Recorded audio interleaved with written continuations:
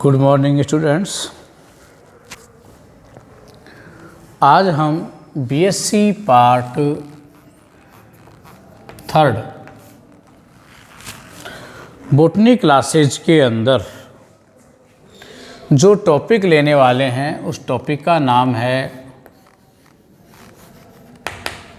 Fertilisation.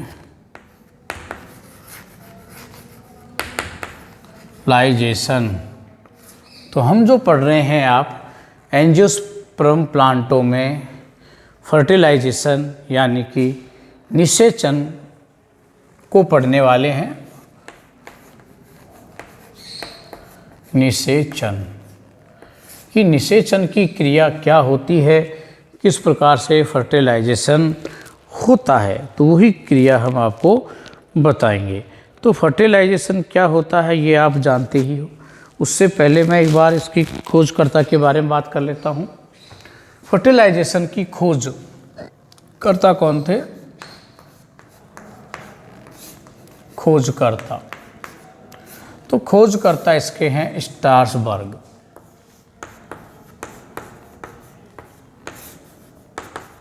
कौन है? स्टार्सबर्ग हैं। और किस प्लांट में की थी उस प्लांट का नाम भी बता देते हैं, लीलियम। लीलियम नामक पादप में स्टार्सबर्ग ने सर्वप्रथम आवर्तबीजी पादपों में निषेचन क्रिया को खोजा था, है ना। लीलियम नामक पादप में स्टार्सबर्ग ने एंजियोस्पर्म पादपों में निषेचन की क्रिया को सर्वप्रथम खोज की थी। अब निषेचन की क्रिया होती क्या है? तो देखो, निषेचन की क्रिया के अंदर क्या होता है, मेल व फीमेल गैमीटों का संयोजन। अपन नॉर्मली क्या पढ़ते हैं इसके अंदर, मेल एंड फीमेल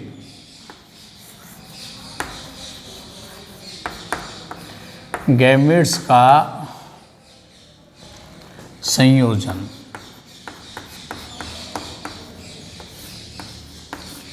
संयोजन ही क्या कहलाता है?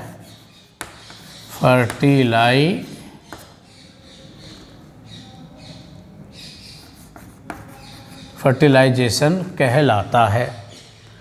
उसको अपन क्या कहते हैं? फर्टिलाइजेशन कहते हैं।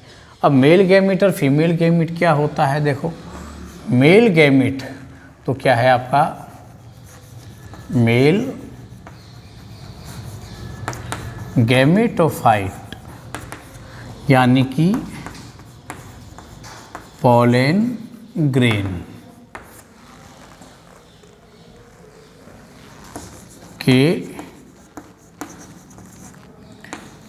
अंकुरण से दो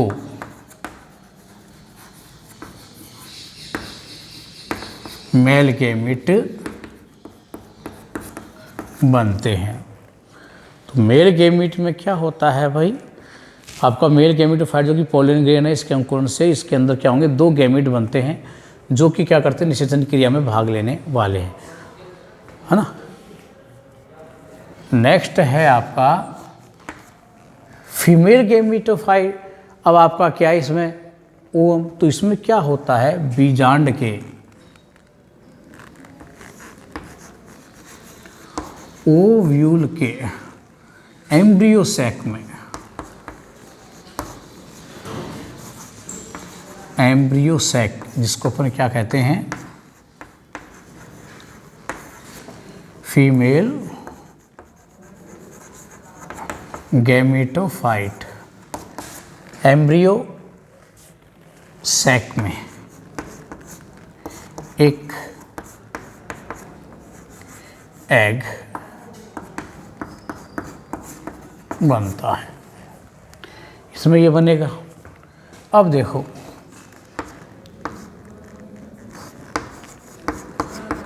दोनों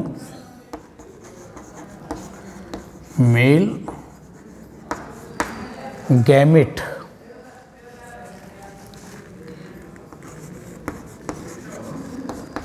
आवर्त बीजी प्लांट्स में, दोनों मेल गैमेट और द्विजीव प्लांट्स में फर्टिलाइजेशन करते हैं।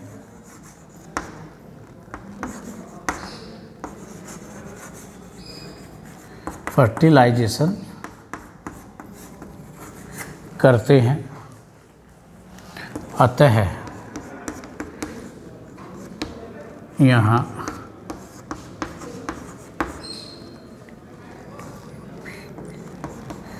यहाँ डबल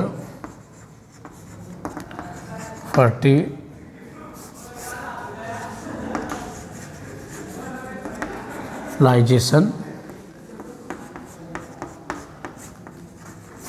अतः यहाँ डबल फर्टिलाइजेशन की क्रिया होती है।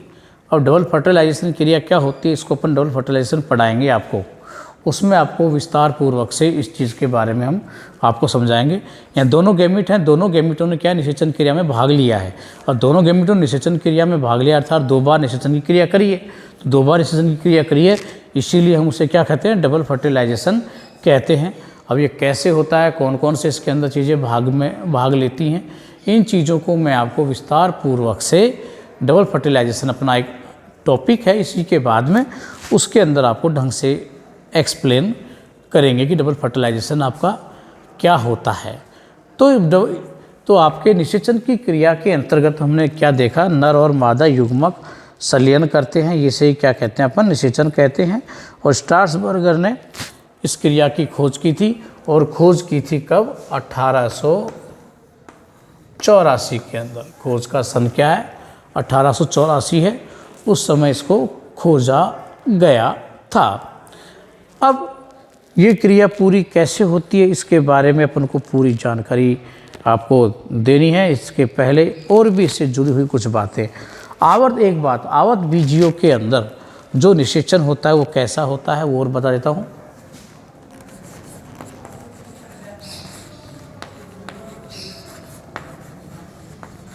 एंजियोस्पर्म में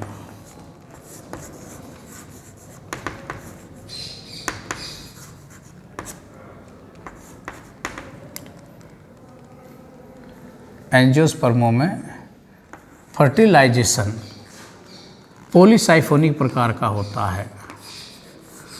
पॉलीसाइफोनस लिख दो चाहे, पॉलीसाइफोनस टाइप का होता है। अब ये पॉलीसाइफोनस का मतलब क्या होता है, पोली का मतलब तो जानते हो बहुत सा, साइफोनस का मतलब होता है नलिकाकार। तो हम पहले साइफोनस को देखते हैं, पोली तो अपने आप ही समझ में आ जाएगा। साइफोनस प्रकार के निषेचन से यहाँ तात्पर्य क्या होता है कि इस निषेचन की जो प्रक्रिया है, इस निषेचन की प्रक्रिया के अंतर्गत क्या होता है, जो पूरी प्रक्रिया है, मैं एक डायग्राम से बनाता हूँ, फिर ये अच्छी तरीके से आपको समझ में आने वाला है। तो देखो क्या है आपका कि ये जो क्रिया हो रही है आपकी,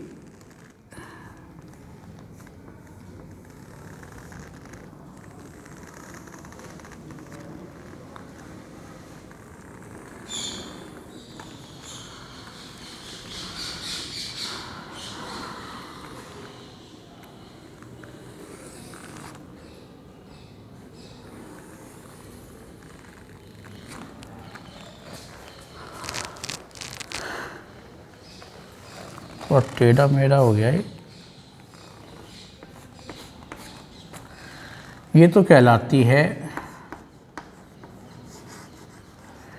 स्टिग्मा, इसे कहते हैं स्टाइल, इसे कहते हैं ओवेरी। 3 पार्ट होते हैं एक गायनोसियम के, और अंदर होता है आपका बीजांड। अंदर इसके अंदर क्या है, बीजांड है, जिसको भी अपन बनाएंगे क्योंकि ये काम में अब आने वाला है।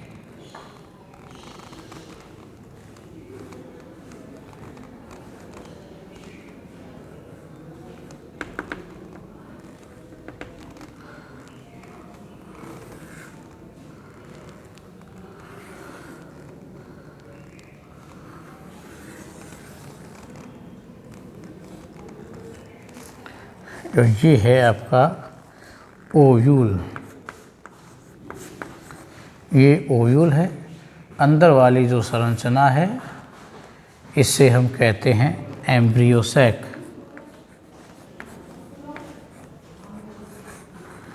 एम्ब्रियो सैक ये कहलाता है एम्ब्रियो सैक। और ये बीच वाली जो कोशिका है इस कोशिका को कहते हैं अपन एग। ये एक स्ट्रक्चर आपकी किसकी हो गई, जायांग की हो गई। इस स्ट्रक्चर को आपको थोड़ा सा ध्यान में रखना ज़रूरी है क्योंकि आगे की चीज़ें अपन को इसी में करवानी है। हमने इसको पॉलीसाइफोनिक प्रकार का बताया है तो उसी के लिए मैं आपको इसकी पूरी निषेचन की प्रक्रिया को यहाँ पर समझाना चाह रहा हूँ जिससे निकल के भी आएगी।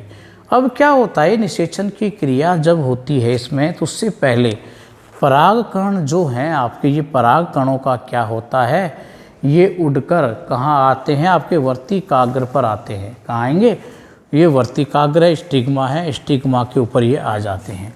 तो ये आपके परागकण आ गए कहाँ पर भाई, स्टिग्मा के ऊपर ये आपके परागकण यहाँ आ जाते हैं, ये परागकण आ गए। अब ये जो वर्तिकाग्र है इस वर्तिकाग्र के ऊपर यहाँ एक पेलिकल तो होती है ना, ये चिपचिपी और नमी युक्त पार्ट है आपका, है ना। तो यहाँ जब ये आ जाते हैं, आने के बाद में जो ये परागकण हैं आपके, इन परागकणों की एक बात और होती है, इसमें जो आपके जो अंदर पोलन ग्रेन का जो न्यूक्लियस होता है आपका जनन केंद्रक, ये द्विकोशिकीय अवस्था में या त्रिकोशिकीय अवस्था में से किसी में भी आपके आ सकते हैं। अलग अलग पात्र में अलग अलग प्रकार कंडीशन देखने को मिलती हैं।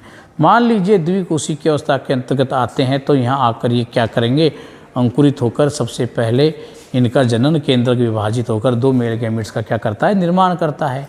अन्यथा ये ऑलरेडी आएगा तो सीधा ही। अब ये जो आपका यहाँ आया इस पर क्या होती है, नमी आदि होती है। अब इस पर जो नमी है उस नमी को ये एब्जॉर्ब करेंगे। इसमें अंदर क्या होता है, नमी तो है ही, है ना। इसके साथ में इसमें क्या होता है, मैलिक एसिड होता है, कुछ शुगर होती है, बोरिक एसिड होता है, अन्य पदार्थ भी इस पर क्या होते हैं, न्यूट्रेंट आदि पाए जाते हैं। उन सबको एब्जॉर्ब करने के बाद में ये अपने आकार में क्या हो जाते हैं, ये फूल जाते हैं। और फूलने के बाद में इनकी अंतः चोल, इनकी बाह्य परत है वो तो क्या होती है, फटेगी। और साथ में जो इस पे क्या होते हैं, जनन छिद्र होते हैं। उन जनन छिद्रों से अंतः चोल क्या करता है, एक छोटी नलिका के रूप में अंकुरित होता है, जिसे क्या कहते हैं अपन, जनन नलिका कहते हैं। तो यहाँ से क्या होगा, एक इस प्रकार से जनन नलिकाएं इनमें से क्या होती हैं, ये बाहर निकल जाती हैं। तो प्रारंभ में जो बनती है उसे तुम क्या कहते हैं, जर्मिनेशन ट्यूब। जर्मिनेशन ट्यूब का क्या होता है, निर्माण हो जाता है। और निर्माण होकर यहाँ आपके क्या होते हैं, दो केंद्रक और आप इसमें बन जाते हैं। बाद में यही जो जर्म नलिका जो बनी है ये आगे वृद्धि करती हुई, मैं पूरा नहीं बताऊंगा, केवल आगे वृद्धि करती हुई इस प्रकार से एक नलिका का निर्माण करते हुए क्या करती है, इस वर्तिका के अंदर ये यहाँ से जाएगी और जाती हुई क्या करती है, ये बीजांड में प्रवेश करेगी। और बीजांड के बाद में ये कहाँ पर से प्रवेश कर जाती है, एम्ब्रियो सैक के अंदर ये प्रवेश कर जाती है। यहाँ इसके मेल गैमीट होते हैं, ये जो दोनों हैं ये इसमें क्या हैं, मेल गैमीट हैं, मेल गैमीट इसके अंदर। अब यहाँ देखो, ये जर्मिनेशन होने के बाद में एक किसका निर्माण करता है, पोलन ट्यूब का। किसका निर्माण हुआ है, ये पोलन ट्यूब, जो वास्तव में जर्मिनेशन ट्यूब ही बड़ी होकर ये बनती है। अब ये जो पोलन ट्यूब बनी है ये क्या होती है, इसमें से होकर आपके जो मेल न्यूक्लियाई हैं जो बने हैं नरयुग्मक, इसमें से होकर क्या करते हैं, प्रवेश आगे तक बढ़ते जाते हैं। और बढ़ते हुए कहाँ तक जाएंगे, ये बढ़ते हुए कहाँ पहुँचते हैं, ये आपके पहुँच रहे हैं किसके पास, एम्ब्रियो सैक के अंदर, एम्ब्रियो सैक तक ये पहुँचते हैं। तो ये पूरा का पूरा क्या एक नलिका रूपी संरचना के अंदर ये पहुँच रहे हैं आपके। तो पूरी जो संरचना बन रही है वो कैसे बन रही है, लाइक ए ट्यूब के जैसे, एक नली के जैसे बन रही है। तो ये जो नली नुमा संरचना बनी है इसी को हम क्या कहते हैं, साइफोनिक। तो ये आपकी साइफोनिक क्या कहलाती है, नली कहलाती है कि नाल रूपी संरचना कैसी हो गई, ये नली रूपी संरचना कहलाती है ये। इसी कारण इसको साइफोन इस प्रकार का कहा जाता है, लेकिन मैंने पॉलीसाइफोनस वर्ड काम में लिया है। तो इसमें क्या होता है, बहुत सी जातियों के अंदर हमने इस प्रकार की कंडीशंस देखी गई हैं कि वहाँ पर जो आपके ये पराग नलिकाएँ जो बन रही हैं, वो पराग नलिकाएँ एक से अधिक मात्रा में, किसी में 3 अलग अलग पादपों में बता रहा हूँ मैं, किसी में 3, किसी में 10 या इससे ज़्यादा भी क्या है ये बन जाती हैं।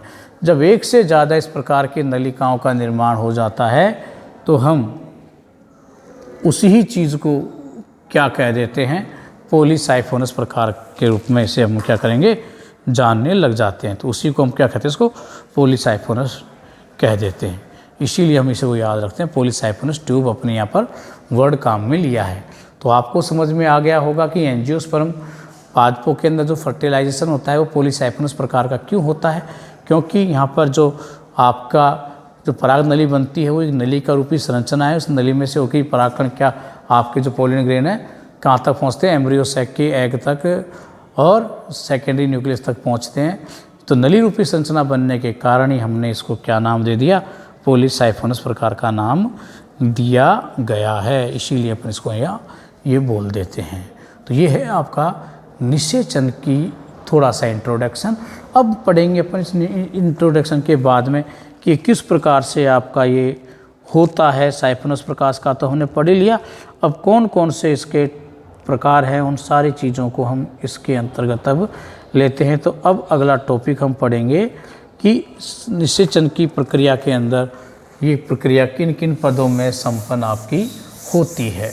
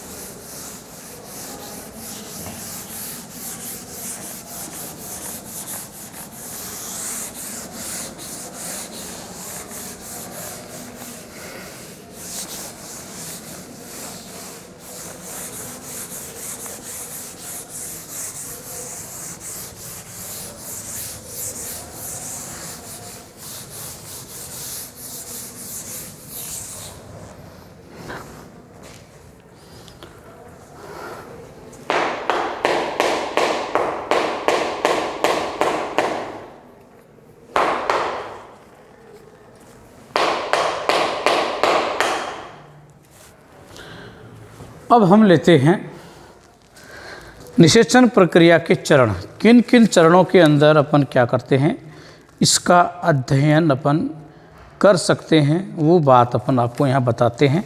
तो अगला है निषेचन प्रक्रिया के चरण।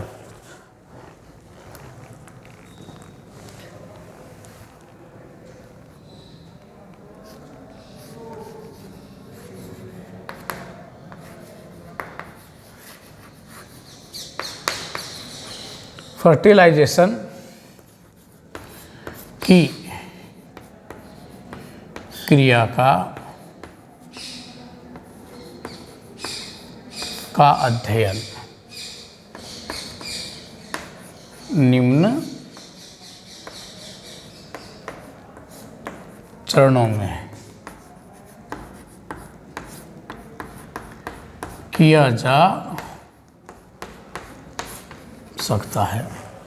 कौन कौन से पद हैं उन्हीं की बात कर। सबसे पहले है पराग कणों का अंकुरण। पहला तो कौन सा है, पराग कणों का अंकुरण। तो पहला पद तो आपका है इसमें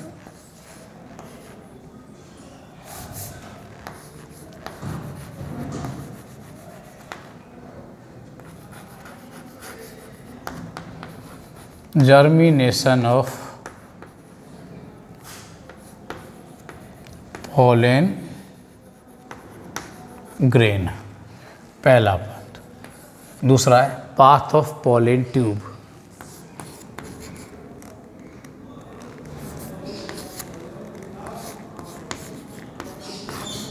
path of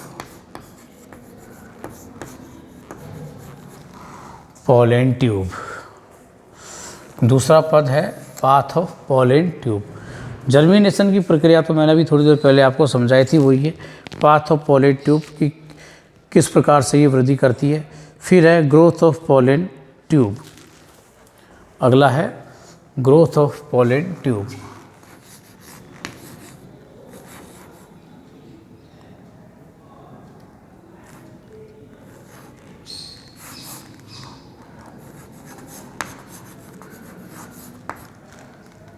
growth of pollen tube. फिर है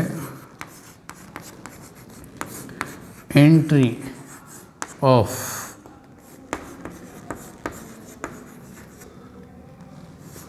pollen tube into ovule. Next है entry of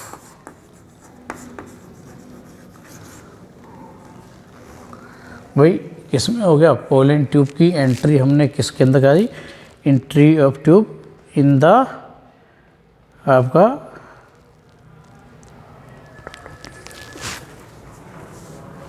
ovule, in the कर दो चाहे आप, इन द ग्रोथ। फिर है हाँ किसके अंदर ग्रोथ हो गई आपकी, अब ये अब नेक्स्ट है आपकी पोलन ट्यूब की ओव्यूल में ग्रंथि के बाद में आपको हमें क्या कराना है, भ्रूण पोष में कि entry of pollen tube in embryo sac. Entry of pollen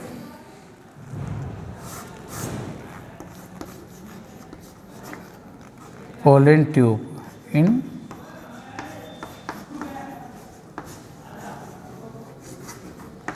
embryo sac.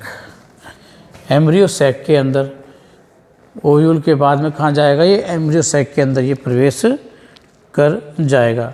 Embryo sac में प्रवेश करने के बाद में क्या होगा, discharge of male gametes in embryo sac.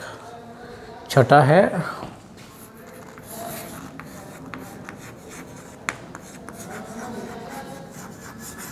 Discharge of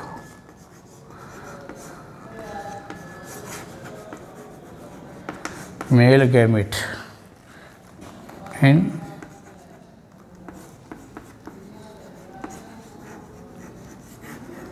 embryo sac. Male gamete का एम्ब्रियो सैक के अंदर क्या होना, डिस्चार्ज होना, इनका डिस्चार्ज हो जाएगा। फिर है गैमेट फ्यूजन, है ना। सातवां जो है आपका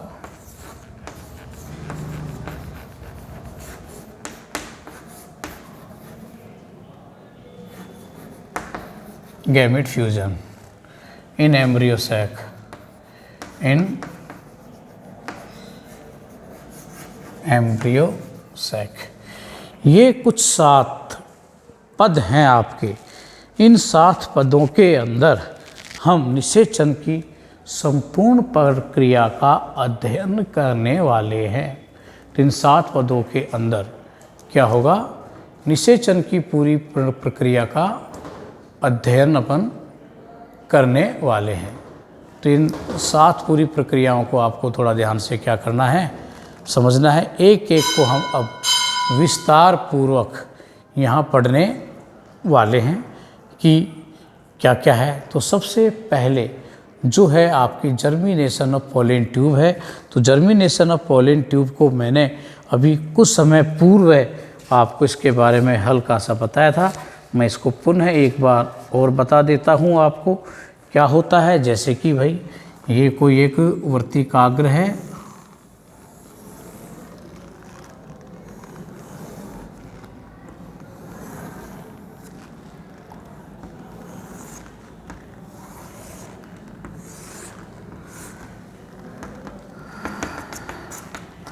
और यहाँ पर ये आप किस प्रकार से परागकण आपके आ जाते हैं, है ना। ये परागकण है और ये जो पूरी की पूरी है आपकी, ये क्या है,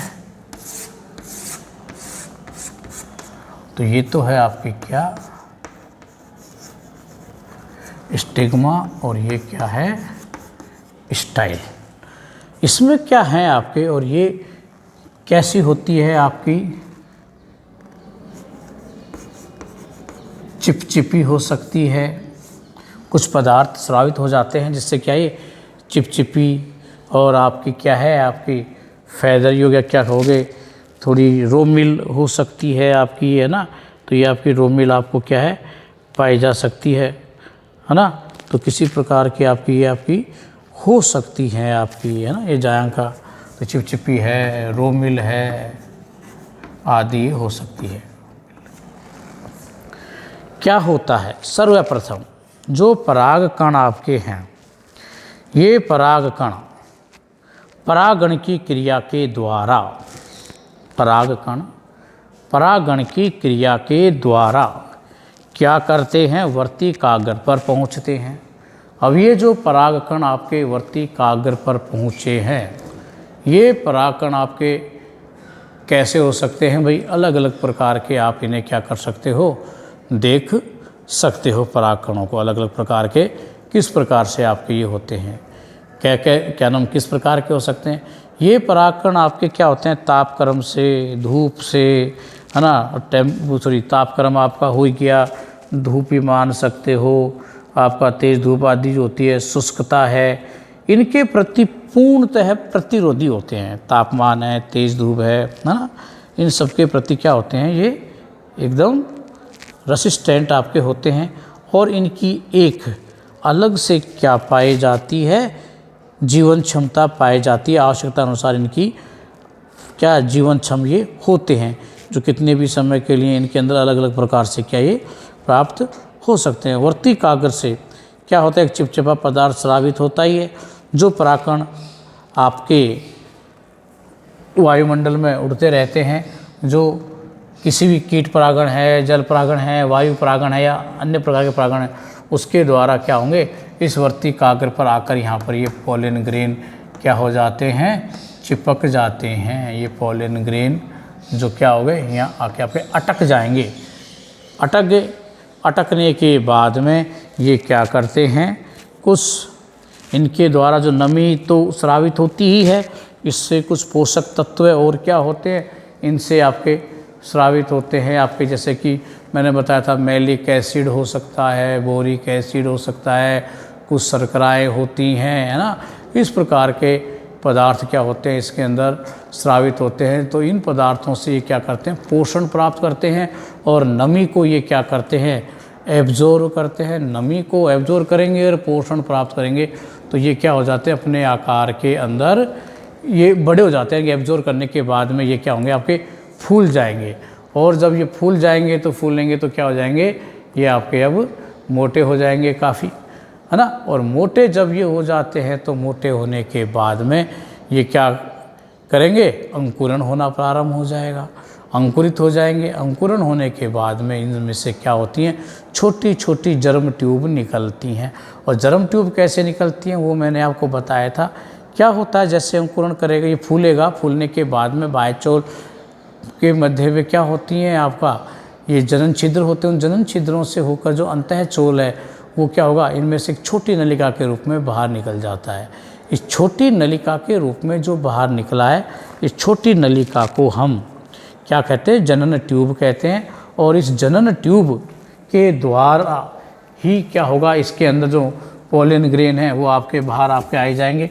फिर ये जनन ट्यूब आगे बड़ी होती है, बड़ी होने के बाद में ये पोलन नलिका, पोलन ग्रेन, जो पोलन नलिका इसको क्या होंगे अपन, पराग नलिका क्या कर देती है, ये निर्माण कर देती है। और ये पराग नली ही आगे चलकर इन गैमेटों को वहाँ लेके जाती है। इसमें कौन कौन से और वो होंगे वो विस्तार से अपन नेक्स्ट क्लास के अंदर पढ़ेंगे। थैंक यू, धन्यवाद।